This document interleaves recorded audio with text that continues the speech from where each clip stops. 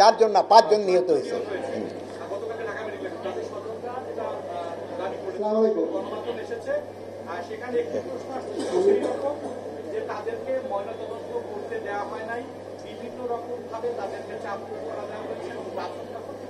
শোনেন, আমি একটা এই জন্য প্রথম আপনাদের আমি একটা ধন্যবাদ দেই যে ওখানে এই পুরা ঘটনাটা যারা লাইভ করছে, আমি এই জন্য যারা যারা লাইভ করছে এবং জীবন বাজি রেখে যারা লাইভ করছে সেই সাংবাদিক ভাই এবং বোনদের আমি আমার অন্তঃস্থল থেকে ধন্যবাদ জানাই। যেহেতু এই আপনারা এটা লাইভ করছেন যারা, তাদের মনে হয় এই ধরনের প্রশ্নগুলি থাকবে না, আর যারা লাইভ করে না ওই জায়গায় ছিলেন না তাদের বহু ধরনের প্রশ্ন হয়।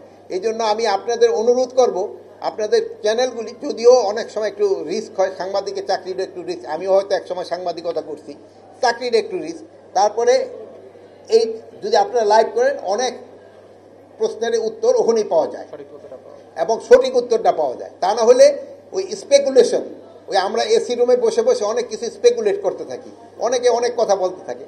যদি লাইভ করে সবচেয়ে ভালো। যারা এটা লাইভ করছে আমি তাদের ধন্যবাদ জানাই।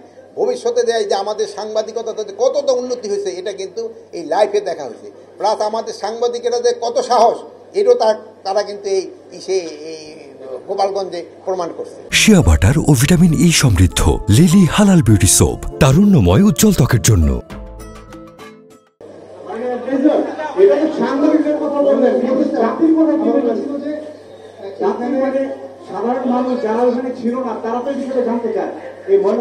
শোনান, সাধারণ বিষয়টা তো ওখানেই দেখতে পারতেন। ময়না তদন্ত যেমন ধরেন যে ঢাকার যেটা আছে এটা তো ময়না তদন্ত হচ্ছে, আর কয়েকটা যে দেখছেন যে ডেড বডি তারা নিজেরই চলে গেছে, তো ময়না তদন্ত কিভাবে হবে?